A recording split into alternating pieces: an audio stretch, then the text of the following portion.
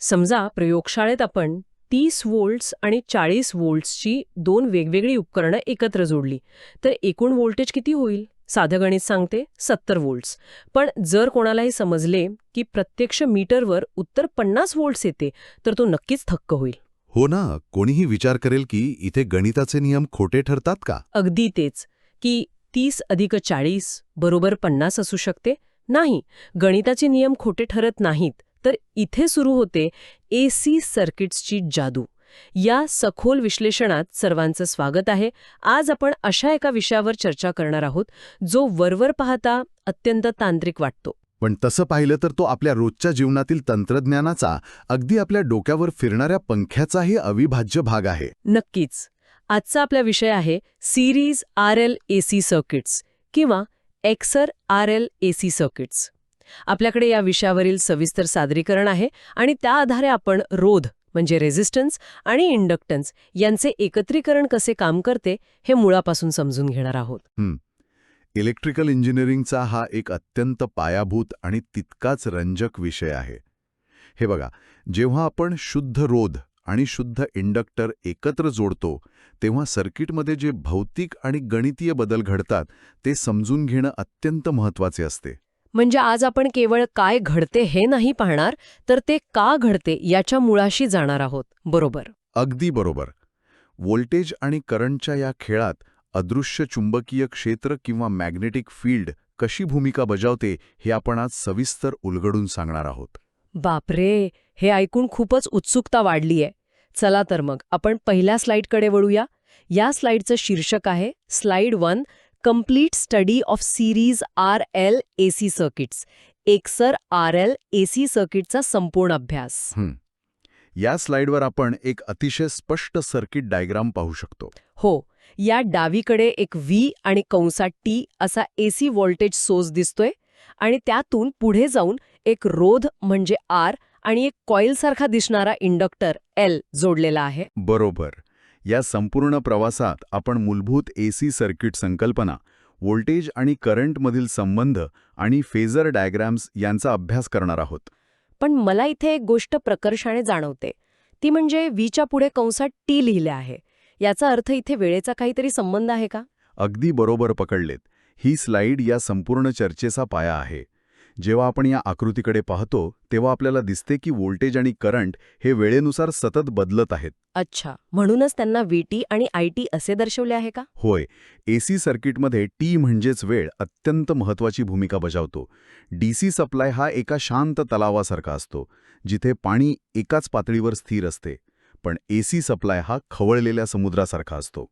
म्हणजे जिथे लाटा सतत वर खाली होत असतात. जर आपण नेहमीच्या DC बॅटरीऐवजी इथे AC वापरतोय तर याचा अर्थ इथे करंटची दिशा आणि मूल्य सतत बदलत आहेत. नक्कीच. आणि या सततच्या बदलामुळे सर्किटमधील घटकांची वागणूक पूर्णपणे बदलते. या सर्किटमधून वाहणारा करंट जेव्हा रोध म्हणजे R मधून जातो तेव्हा तिथे VR हा व्होल्टेज ड्रॉप होतो. आणि तोच करंट जेव्हा इंडक्टर म्हणजे L मधून जातो तेव्हा तिथे VL हा व्होल्टेज ड्रॉप होतो.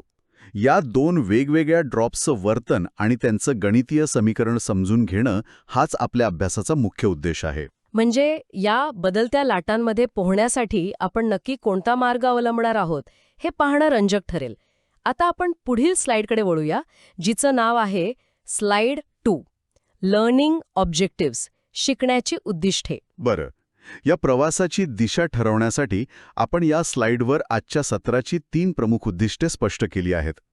पहिलं उद्दिष्ट आहे एकसर RL सर्किटमध्ये करंट आणि व्होल्टेजचे वर्तन समजून घेणे. हे भौतिकशास्त्राचं आकलन आहे. बरोबर? हो ना? हो. आणि दुसरं उद्दिष्ट आहे इंडक्टिव्ह रिॲक्टन्स किंवा एक्सेल आणि इम्पिडन्स Z काढण्यास शिकणे. हा पूर्णपणे गणिताचा भाग आहे. अच्छा, आणि तिसरं उद्दिष्ट? तिसरे आणि अत्यंत महत्त्वाचे उद्दिष्ट म्हणजे वेव्हफॉर्म्स आणि फेजर डायग्राम्स अचूकपणे काढणे आणि त्यांचं विश्लेषण करणे. हा या सर्वांचा दृश्यात्मक किंवा व्हिज्युअल भाग आहे. एक सेकंड, जर आपल्याकडे अचूक उत्तरे देणारी गणिताची सूत्रे आहेतच, तर मग या आकृत्या आणि डायग्राम्स काढायचा खटाटोप कशासाठी करायचा? नुसत्या गणितावर विश्वास ठेवणे पुरेसे नाही का? हा खूप चांगला प्रश्न आहे.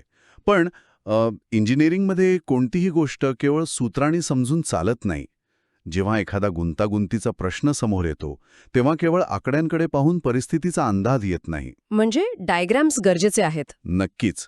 फेजर डायग्राम्स आणि वेव्हफॉर्म्स हे एका इंजिनिअरचे शॉर्टकट किंवा नकाशा असतात. जेव्हा आपण करंट आणि व्होल्टेजचं वर्तन पाहतो तेव्हा भौतिकशास्त्र समजते. जेव्हा आपण एक्सेल आणि झेड काढतो तेव्हा गणितीय अचूकता येते. आणि जेव्हा आपण वेव्हफॉर्म्स काढतो तेव्हा या दोन्हीचे व्यावहारिक रूप एका दृष्टिक्षेपात समोर येते. अगदी तेच.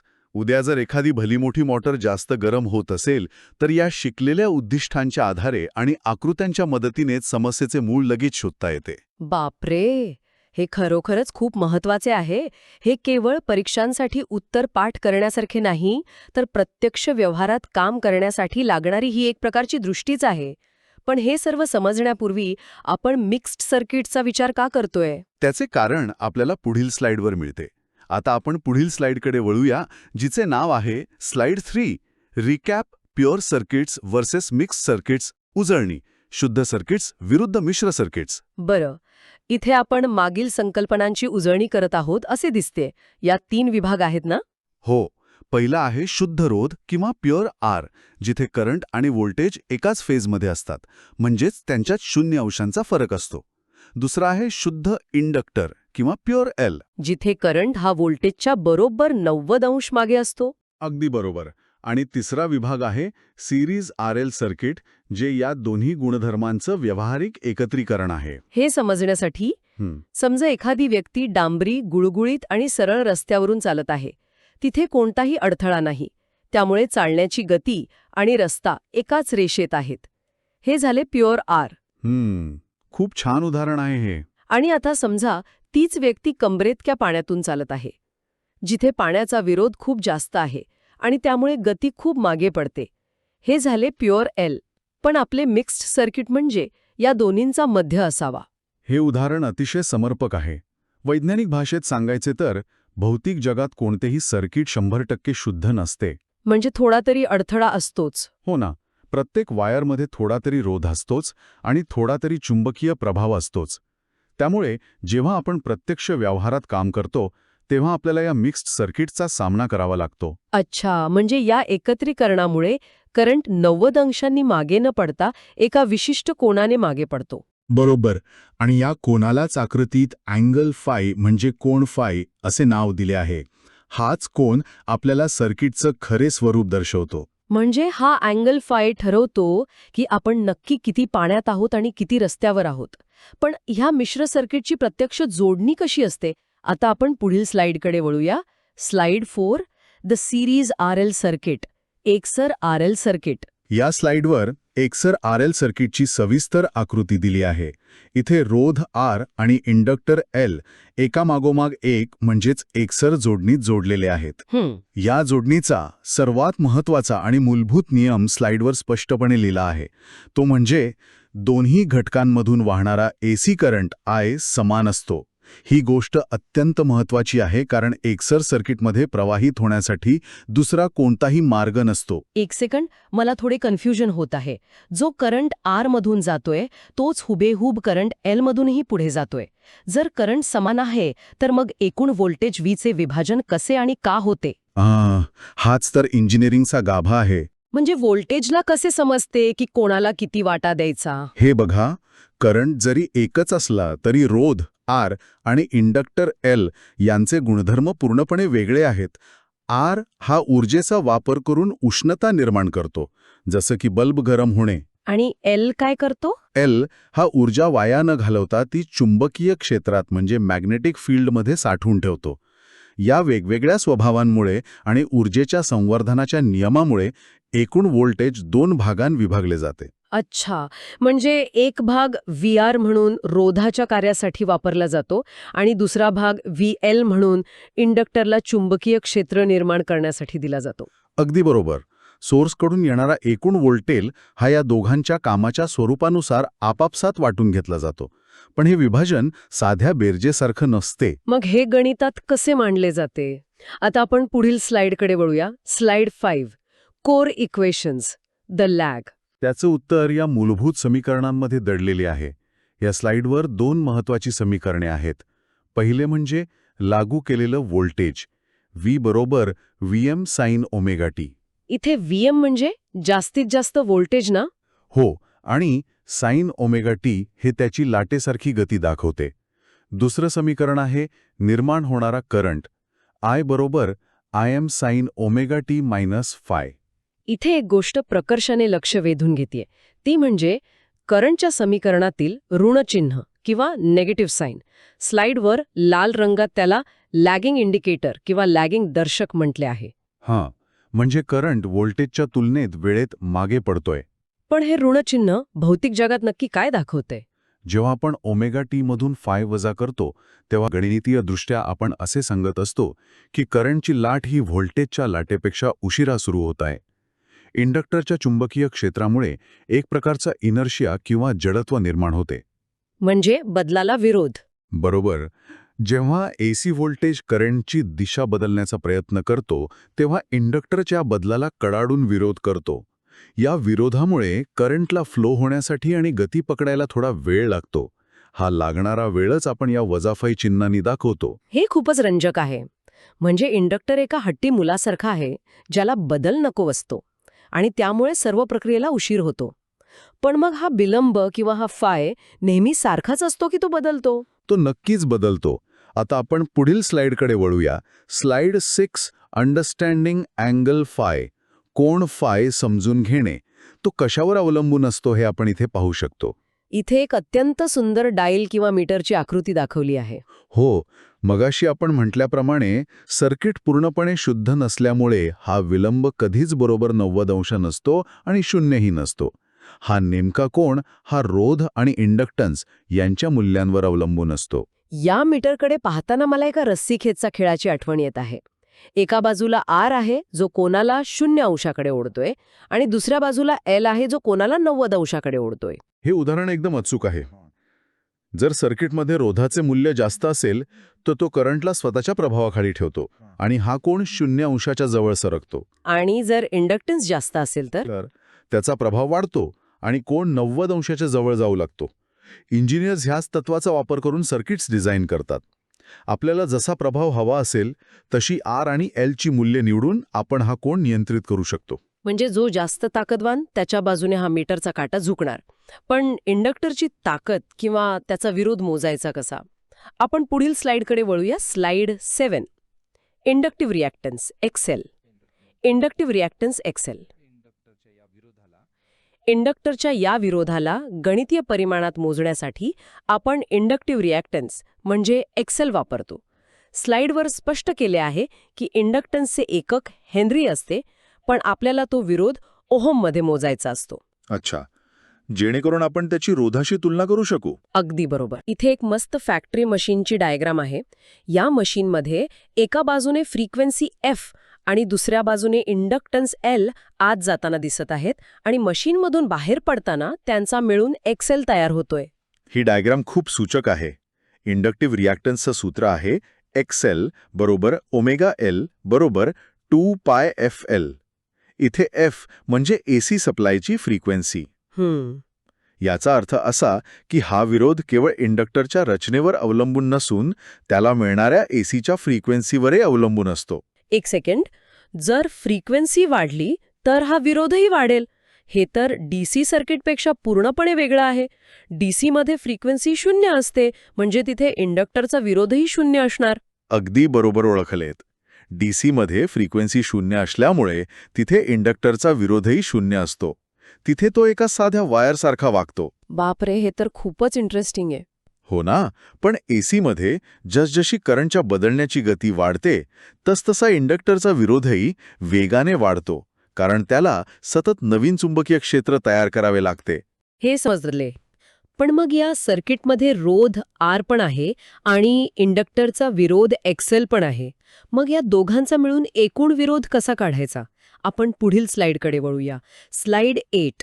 Impedance Z. Total opposition impedance Z. एकूण विरोध. या एकूण विरोधालाच आपण इम्पिडन्स किंवा झी असे म्हणतो. मागील स्लाइडमध्ये आपण XL समजून घेतला.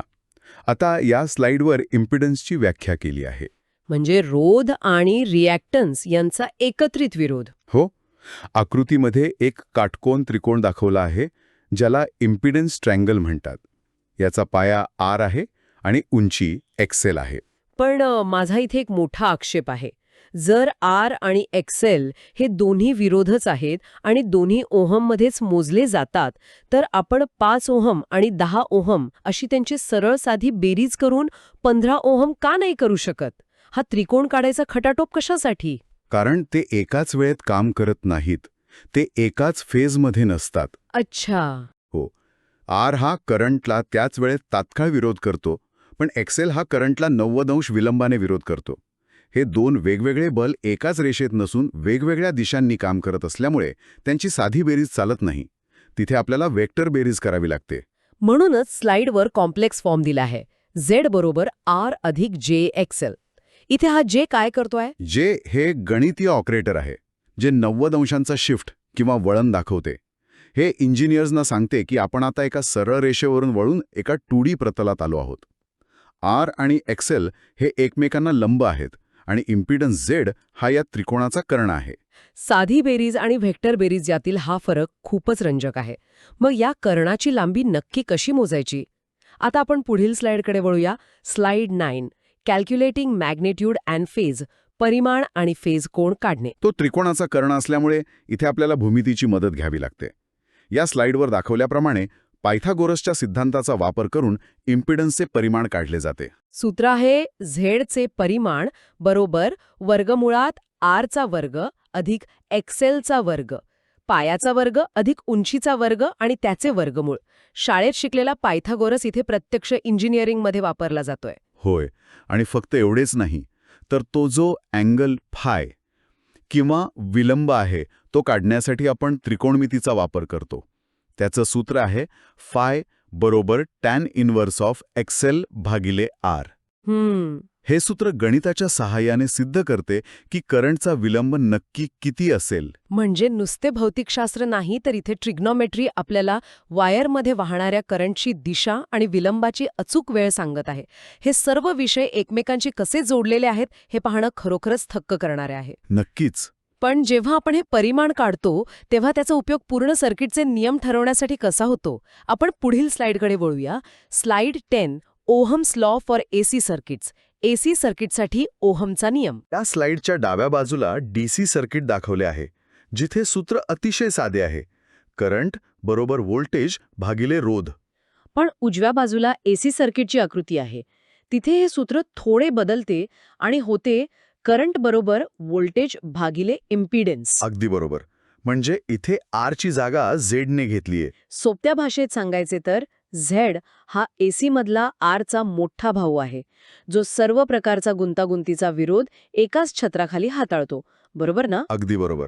अतिशय अचूक उपमा आहे ही. DC मध्ये फक्त एक साधा विरोधक असतो, तो म्हणजे R. पण AC मध्ये R सोबतच XL देखील येतो, जो फ्रिक्वेन्सीनुसार बदलतो. आणि या सर्वांना एकत्र सामावून घेणारा हा मोठा भाऊ म्हणजेच इम्पिडन्स. होय. जेव्हा आपण एकूण व्होल्टेजला या एकूण इम्पिडन्सने भागतो, तेव्हाच आपल्याला सर्किटमधून वाहणारा अचूक करंट I मिळतो. स्लाइडवरील आकृत्यांकडे पाहिल्यास स्पष्ट होते की AC सर्किटचं सर्व वर्तन या एका झेडवर कसे अवलंबून आहे. हे गणितीय स्पष्टीकरण खूप छान होते. पण हे सर्व प्रत्यक्ष वेव्हज किंवा लाटांच्या रूपात कसे दिसते? आता आपण पुढील स्लाइडकडे वळूया. Slide 11. Sinusoidal waveform diagram. Sinusoidal waveforms. त्यासाठी आपण या स्लाइडवरील वेव्हफॉर्म डायग्रॅम पाहू शकतो. इथे एक आलेख आहे ज्यात व्होल्टेजची निळी लाट आणि करंटची केशरी तुटक लाट दाखवली आहे. लक्ष देऊन पाहिल्यास दिसेल की व्होल्टेजचे चक्र 0 अंशावरून सुरू होते आणि ते शिखरावर पोहोचते. पण करंटचे चक्र मात्र फाय कोनाने उशिरा सुरू होते. बरोबर. या आलेखाकडे पाहून मला पुन्हा एका शर्यतीची उपमा सुचते. व्होल्टेजने शर्यत आधीच सुरू केली आहे आणि करंट थोड्या वेळाने त्याच्या पाऊलखुणांवरून धावत आहे. व्होल्टेज आपले चक्र आधी पूर्ण करतोय आणि करंट त्यानंतर धापा टाकत शर्यत पूर्ण करतोय. हे भौतिक कारण समजून घेण्यासाठी एक अत्यंत उपयुक्त दृश्य आहे. इंडक्टर सुरुवातीला करंटला फ्लो होण्यापासून रोखतो, त्यामुळे व्होल्टेज जरी पूर्ण ताकदीने लागू केले तरी करंट लगेच वाढत नाही.